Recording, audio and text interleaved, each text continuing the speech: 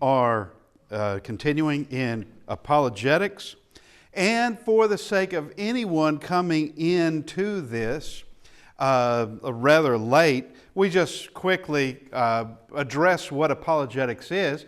It's a structured logical discourse. It's argumentation in defense of a belief or a doctrine. In this case, it's a branch of theology devoted to the defense of the divine origin and authority of Christianity. And at this point, we are discussing that the Bible is the Word of God. And we've been looking at Genesis chapter 1 concerning everything being created, and that creation is the only model that is supported by science. And I know that's going to bring a round of laughs across many in the world, but it is true. And just to show some things, here is a quote from Fred Hoyle and Chandra Wickramasinghe. I don't think I'm pronouncing that right, but this is from Evolution from Space. And it is this: the speculation of the origin of species turned out to be wrong, as we have seen in this chapter. It is ironic that the scientific facts throw Darwin out, but leave William Paley, a figure of fun to the scientific world more than a century, still in the tournament with a chance of being the ultimate winner. Now, who's William Paley? William Paley he was an Anglican clergyman, died in 1805. He was a Christian apologist. He's the one that came up with the watchmaker analogy, that if you came across a watch, you knew it had a maker. And he was saying the same thing concerning nature. You see something as complex as nature, which is far more complex than a watch.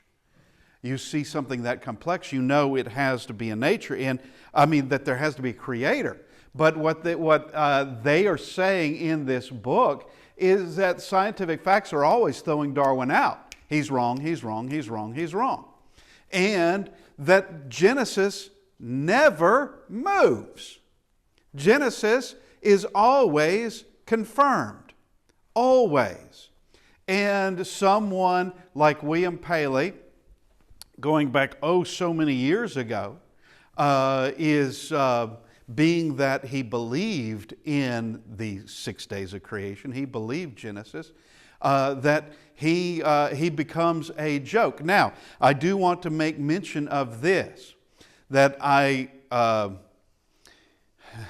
there are a lot of people that do not believe what we've been talking about. And I do mean those that, I guess, pose themselves as members of the church. I guess they're members of the church. It's hard to know sometimes concerning the way people act or the things that they actually say.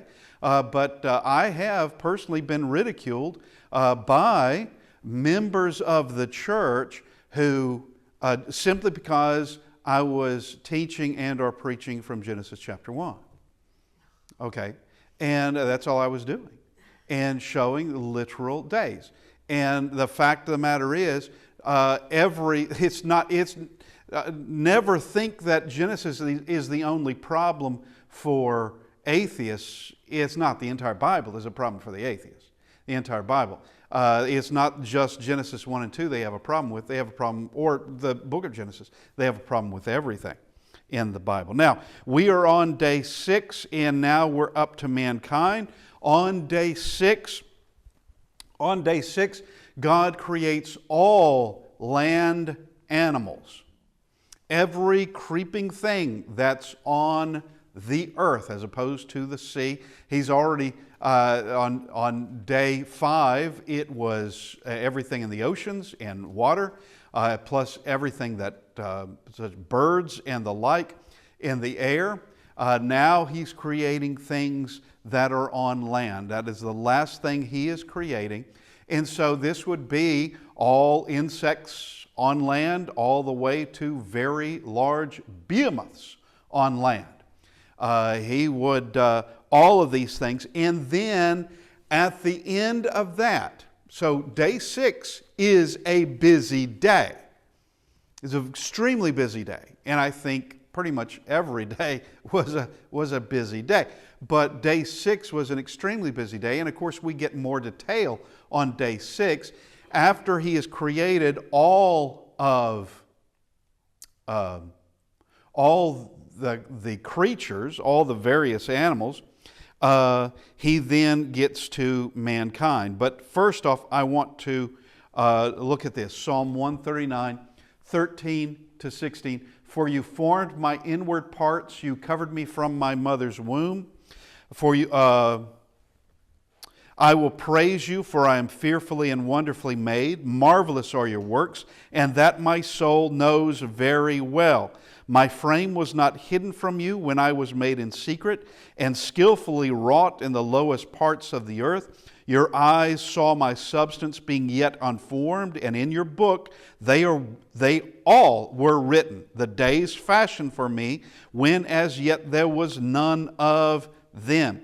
Now, we come to Genesis chapter 1, beginning in verse 26, with the creation of man. Here is the announcement of what they're going to do. And they, meaning the Godhead, that we know. Now, not from Genesis, but we know that it is the Son that created, S-O-N, that created everything. We don't get that from the text of Genesis, but we do get that considerably later in John chapter 1.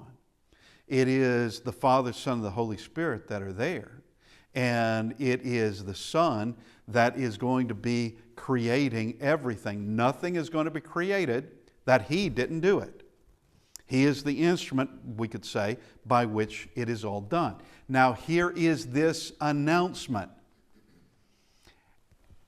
Then God said, let us make man in our image. He is talking to the rest of the Godhead. He is not talking to angels. He's not talking to animals. He is not talking to anyone else other than the Godhead. Let us make man in our image. And He does not say this about any other creation. Nothing. Not cattle, not fish, not birds, nothing, but mankind. According to our likeness, let them have dominion over the fish of the sea, over the birds of the air, and over the cattle, over all the earth, and over every creeping thing that creeps on the earth. So God created man in His own image. In the image of God He created him. Male and female He created them. Then God blessed them, and God said to them, be fruitful and multiply, fill the earth and subdue it, have dominion over the fish of the sea, over the birds of the air, and over every living thing that moves on the earth. And God said, see, I have given you every herb that yields seed, which is on the face of all the earth, and every tree whose fruit yields seed, and it shall be food. It shall be for food. Also to every beast of the earth, to every bird of the air, and to everything that creeps on the earth, I will give, in which there is life, I have given every green herb for food, and it was so. Then God saw everything that He had made, and indeed it was very good. So the evening and the morning were the 6th day.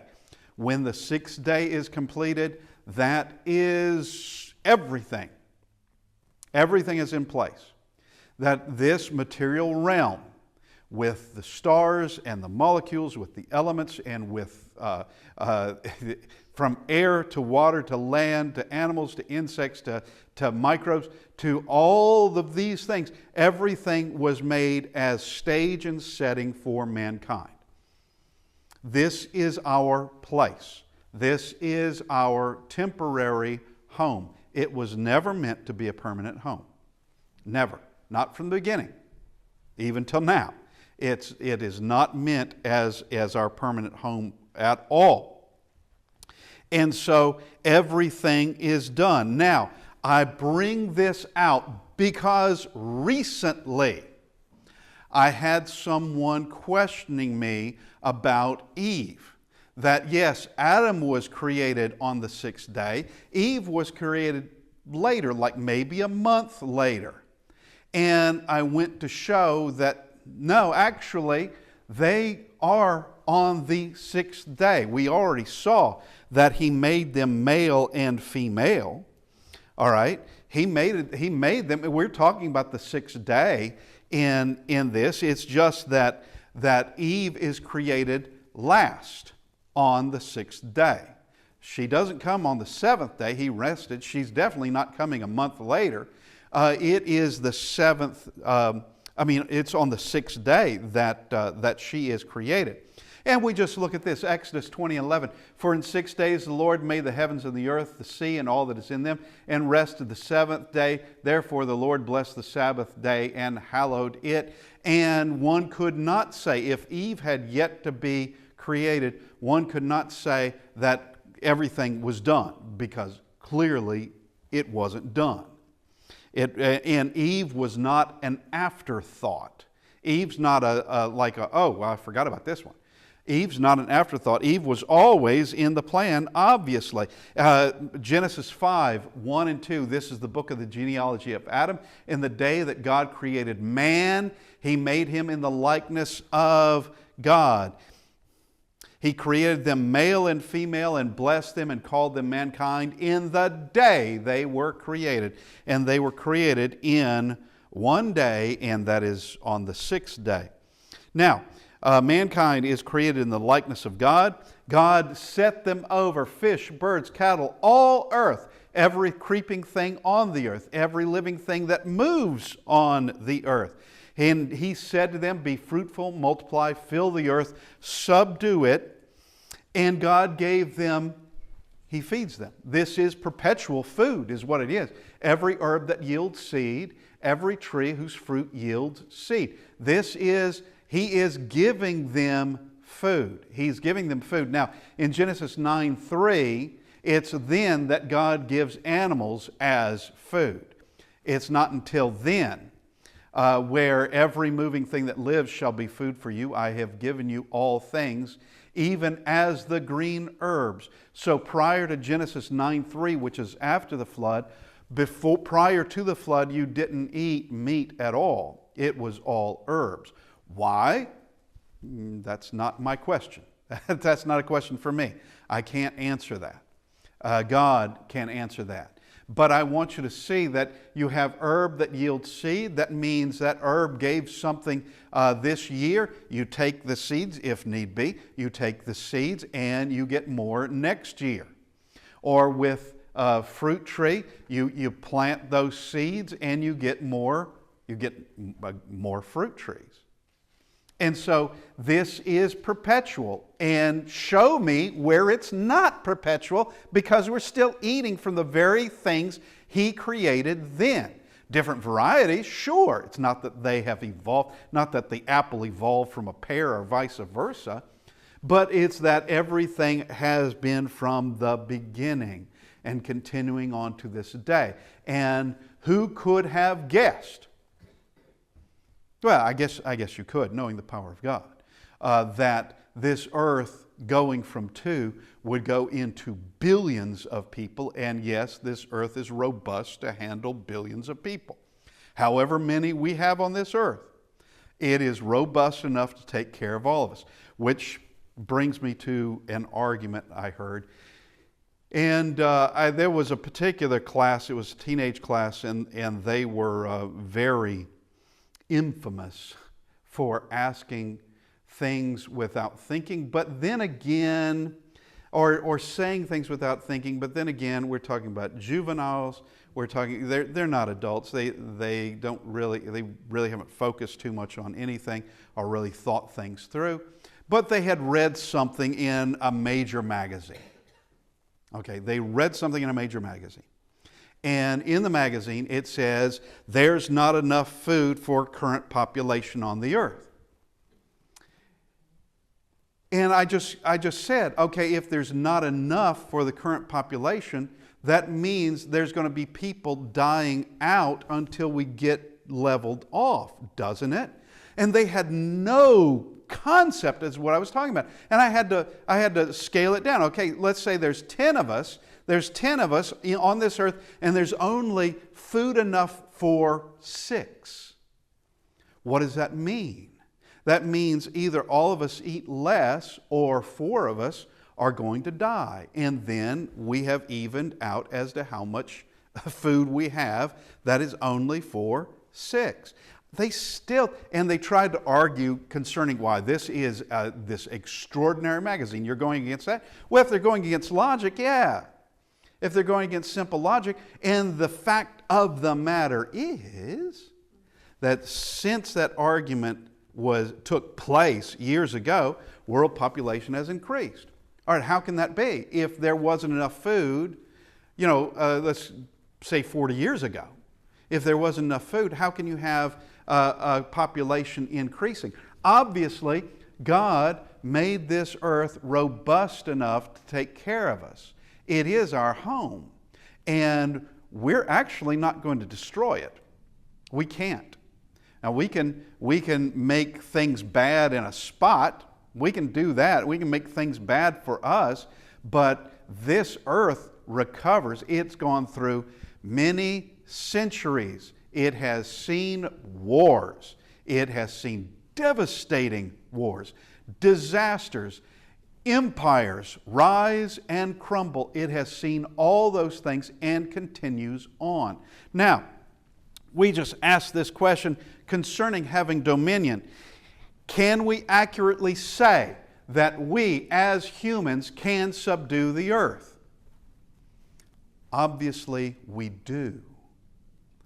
We have civilizations, we have abilities of taming rivers. You can't tame the weather. There's certain things you can't tame a volcano. There are certain things you can't, nor can you really predict an earthquake. You can't predict these things. But there's so much that with billions of people on the earth, obviously God knew what He was doing when He created it all. Now, I want to look at this for a second. We're going to look at a couple of scriptures. Returning back to Romans 1, verse 21 and 22. We've read this before, but it's pertinent for what we're getting into. Because although they knew God, they did not glorify Him as God, nor were thankful, but became futile in their thoughts, and their foolish hearts were darkened. Professing to be wise, they became fools. Now we come to this one, Psalm 14:1. The fool has said in his heart, there is no God. Look at this. They are corrupt. They have done abominable works. There's none who does good. All right? And this is, one could say, well, I know some atheists and they aren't like this. I can't say they've done abominable works. I can't say that they don't do any good whatsoever. Okay, that's fine. But understand this, that when you have atheism in a population, all right, they're not going to have an ethical standard.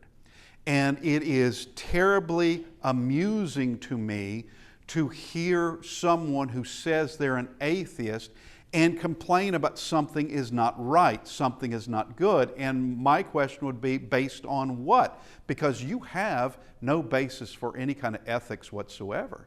You have no basis for morality. You have no basis for good, for right, for wrong, for evil. You have none. And from a Darwinian standpoint, from a dog-eat-dog, tooth and claw survival of the fittest, there wouldn't be. If Darwin was right, and we're just an accident, we're coming from that being just animals fighting for survival, we wouldn't have this idea of right or wrong at all. It wouldn't exist. But atheists are not above lying. Always remember that. No one's above lying. And to think that just because someone has a PhD on the end of their name, or someone is some sort of renowned scientist, that means nothing. They can be as corrupt as anybody else and possibly worse than most. But we have this, Raymond Dart. Raymond lived from 1893 to 1988. He was an anatomist and an anthropologist. And he said this. Here is our quote for today. Never let the truth get in the way of a good story. All right? And he he is famous for some things. All right? And he fabricated some things. And it took a while for folks to kind of wise up and think, wait, let's check on his work here. Because quite often you have, like with Darwin, Darwin writes a book, and he actually, his grandfather had written a similar book in his day, a few decades earlier. His grandfather's book wasn't very popular at all. But Charles Darwin's, as opposed to Erasmus Darwin, Charles Darwin, his book was extremely popular because the time was ripe. People were leaning more toward atheism. People were leaning more toward let's leave God entirely. And it was the very thing they wanted to hear. And they're not going to do a whole lot of checking. They're not going to do a whole lot. Now, of course, he had his critics, and plenty of them. He had those that weren't going to follow his line of thinking of that there is no God, and here's how we all came to be since there is no God. But he was extremely popular because he gave people what they wanted to hear. Well, that's what we get from others such as Raymond Dart in this. Raymond, he is the one that discovered Australopithecus, and there's several different varieties of Australopithecus. This is Africanus. This is discovered in 1924 from a collection of odd bones. This was found, I do believe, in South Africa. And depending on the artist will depend on what an Australopithecine looks like, Australopithecus, what it looks like. But here is a very famous ape man image, and it is based off of Raymond Dart. His work, not what he looked like, but here it is. This is from 2001, A Space Odyssey. That's what they're supposed to be. They're supposed to be Australopithecines, is what they're supposed to be. And it would be the missing link. And of course, it depends on whose rendering you get as to what they actually look like, but it's pure imagination. It's fiction. You couldn't possibly know this thing was covered in fur because of a skull. You couldn't possibly know.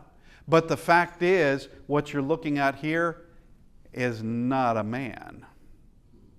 Okay, nor is it an ape man. This is an ape. Now, probably extinct, but this is nothing more than an ape. And it's always trying to find that missing link. And here is the thing. Since The Origin of Species was published in 1954, we've had 167 years. And Darwin even said, I can't find these intermediate species leading from one thing to another thing, much less from apes, hominids, and that gets to be a confusing word, apes to humans. He can't find any of it. And after 167 years, it's still not there. There have been claims, there have been plenty of it, and it's high hopes and it's wishful thinking and it is out and out lies, but you don't find it. After thousands of fossils, thousands in 167 years, after intensive search and research, there is no link between apes and humans. It doesn't exist. Now, if someone thinks that there is, it's just fanciful thinking. There is no proof whatsoever that there is any link between one and the other. And I just want to show you this. This is the Latoli footprints in Tanzania. These are ancient footprints in volcanic ash. This is extraordinary. Supposedly made by Australopithecus afarensis, and it's claimed that there are only in this area there are only remains of Australopithecus afarensis. But here is a secret that wasn't revealed till many years later, that there are human remains here too. A human skull was found here, not an Australopithecus skull, but a human skull was found as well. But I want you to notice the difference with these guys, all right, the fanciful idea, and these footprints. Because I want you to see that this is, I hope you can see how I've circled these. This is a natural human gait. This is not something walking with also with its fists or knuckles. This is a natural human gait. That these are human footprints. Ancient, yes. Any surprise there? Not to us, not to someone that actually believes Genesis, but yeah, these are human footprints. And here's from a different angle of it. And if you came across them, you would know someone went barefooted over this. Or they might have been wearing shoes, I don't know. But these are preserved in volcanic ash. And now we come to Lucy. Lucy is 60% missing. And she was discovered in 1974 in Ethiopia, named Lucy. And there are some things about Lucy that are fabricated. All right, she's 60% missing. This is supposed to be Australopithecus afarensis, 3.2 million years old. But what this appears to be is nothing but another species of ape, not anything going from ape to human. It was claimed that she had a knee that was like a human knee, but in fact, it's an ape knee. And the design of our knees allow us to walk the way we walk, okay, and naturally walk that way. There's also a modified pelvic bone to make it less ape-like and more human-like. It was modified. This is a fake. Always understand that anybody can lie, and atheists are part of anybody. All right, they can lie. Why would they lie? Well, one, notoriety. That's a big one. Grants, that means money.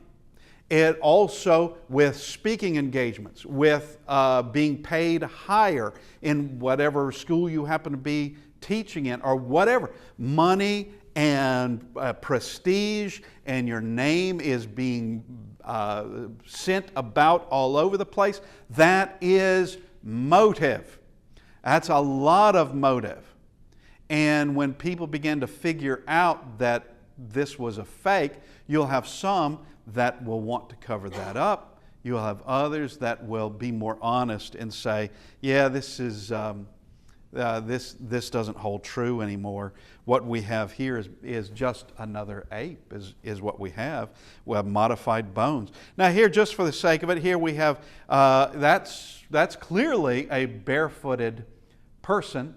This is Arabian Peninsula on an ancient lake. This would have been in the mud years ago. And yeah, this was uncovered, and obviously that is a human footprint. Now, we come to Nebraska Man.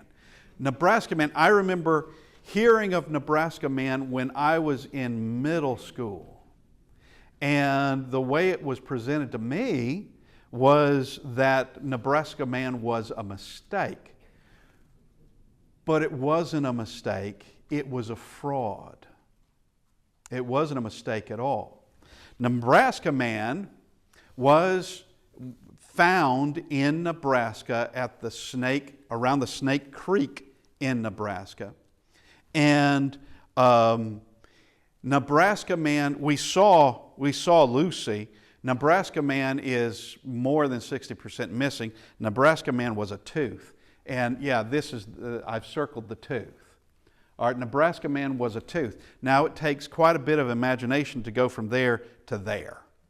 All right, that's a lot of imagination. Yeah, that was, I mean, that's a Sherlock Holmes that can do that. That is something that and yes, the man who presented, or rather, yeah, Harold Cook, this was 1917, found this tooth, and even, I believe it was him that said this illustration probably had a lot of inaccuracies to it, and because, yeah, it had a lot of inaccuracies to it. All right, because they did find out whose tooth this was, and he didn't look like that. That's part of the same illustration there. He didn't look like that. He looked more like that. Yeah, that's not even, and they would know. All right, you're not looking at someone in between ape and human. And we took a detour to pig and then came up to human. They know that this was, and it was presented to me as a mistake, not as a fraud, but as a mistake, as, once again, wishful thinking. We have found this tooth, and that is a tooth that is both similar to apes and similar to men, and yeah, it's this in-between thing. It's this in-between thing. Well, there's your in-between thing. And here is in 1908. Now, this was found by Harold Cook in 1917. Years earlier, 1908, there was a paper, it was a memo, it was a warning released concerning Snake Creek, Nebraska. The writers knew about pig bones at Snake Creek, Nebraska. They said the jaws and molars of pig remains there were similar to molars of apes and man. There could be a mistake in thinking these were a linked species between apes and man. All right, they knew this. In 1908, they knew it. Come this fella in 1917, he finds it, but what he does is he doesn't make a big deal about it at all. It just kind of is stored away. It's not a big deal. He's not the one that actually published it. It came by way of Henry Osborne. He brings out the Nebraska man tooth, the pig tooth, knowing what it was likely to be, and he publishes this thing because he was angry at William Jennings Bryan making fun of him. Okay, and he brings it out. Evidently, he discovered what Harold Cook had, and so this comes out knowing full well what it probably was, and then you have the Nebraska man. And it wasn't until a number of years later that it came out of, yeah, that's from a pig. That's from a species of pig. Okay. Now, we come to another out-and-out fraud. This is called Piltdown Man. And I've put this down 1912 to 1953 because it was discovered, that's 41 years. It was discovered in 1912, and it wasn't until 1953 that someone actually decided to put it to the test and discovered this thing is a fraud. It is Class A fraud. And here is the man who found it, Charles Dawson, in 1908. He finds it. He finds it in and around a quarry that is in Piltdown, England. And Piltdown Man, well, we have, this is the way it was kind of depicted, which seems to be two different ways. This is from the Illustrated London News, and here's one version, I suppose, and another version. And this is what Piltman looked like. And it was that this is a skull that has some human elements to it and some ape elements to it. And this had to be an ancestor. Someone heading from ape now into ape man, heading toward ape. And it was found that here is a fraud. It was obviously mixing a human cranium and the jaw of an orangutan, painted with chemicals to make them appear old. It was a fraud. And there are some suspects. Of course, this is in 1953, which would be well after all those involved were gone. Okay? And for what, 40 odd years, whatever it was, 41 years, this was taught as true. Taught as true. And some of the suspects, first on the list would be Charles Dawson. But there were those that said Dawson was shown these things by somebody else. Somebody else actually found them and showed it to them. All right? Others are neither here nor there. You wouldn't recognize their name, and neither would I. But Arthur Keith is one who was thought that he might have done it. One of the most funniest of them all is Sir Arthur Conan Doyle, who did it as a practical joke. Not to prove anything, but did it as a joke. And that he lived not far away from Piltdown. Now, his name has been cleared. His name has been cleared. And he did know Dawson. And it is now thought that, yeah, it was Dawson that did it. And they have found among many of these the ability to alter or paint the bones with the chemicals. All of them had that ability to do it.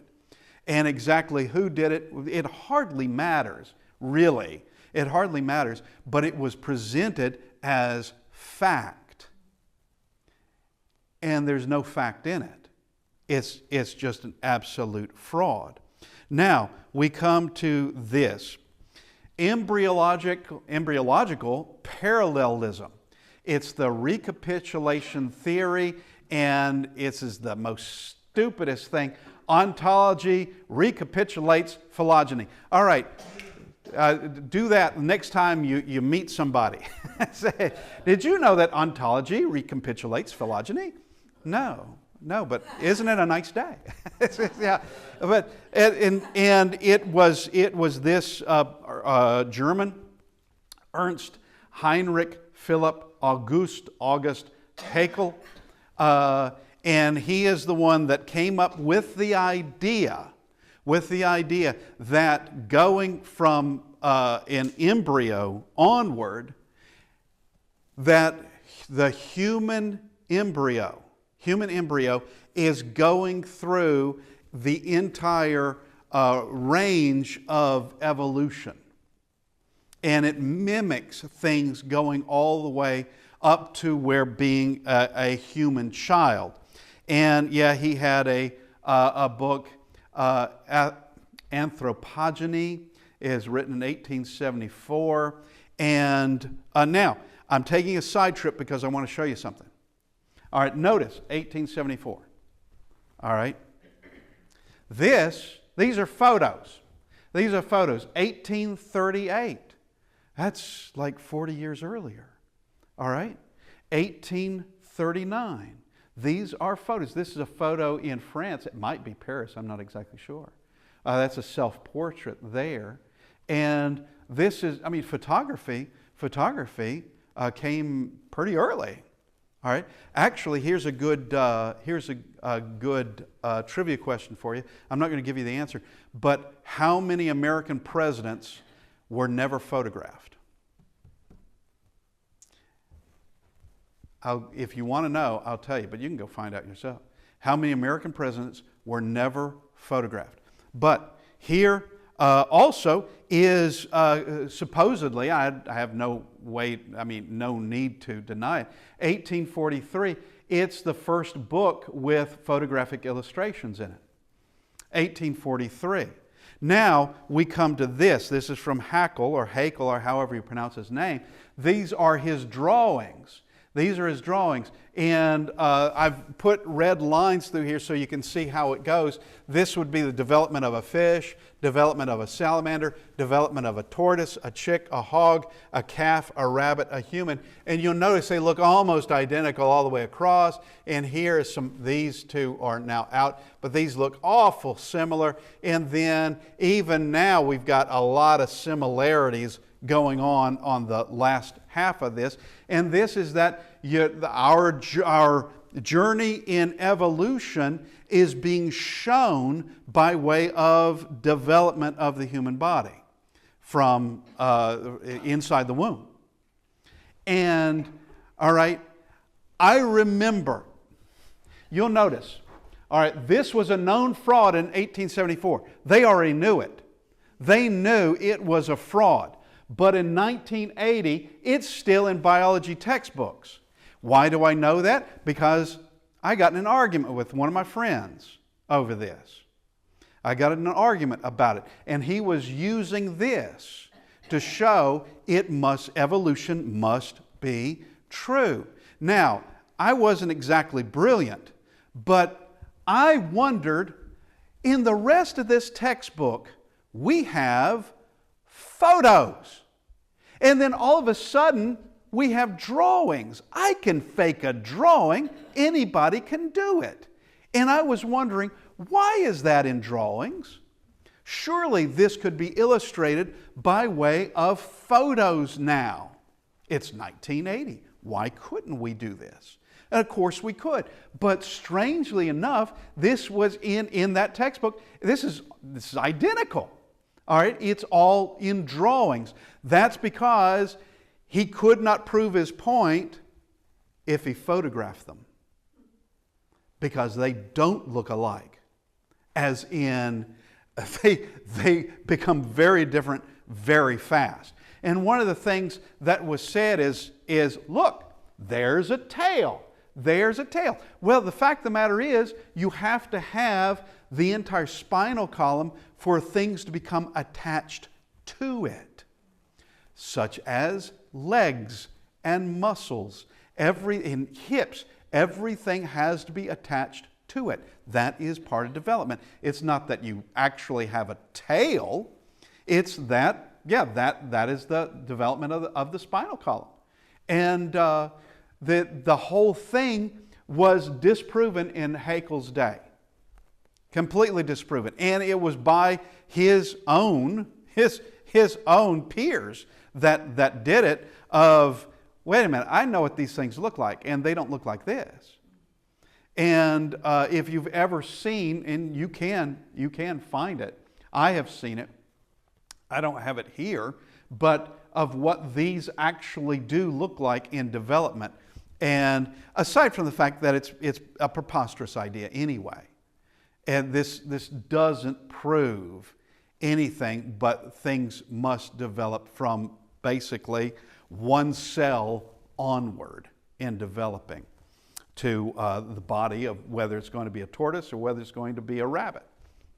Everything does.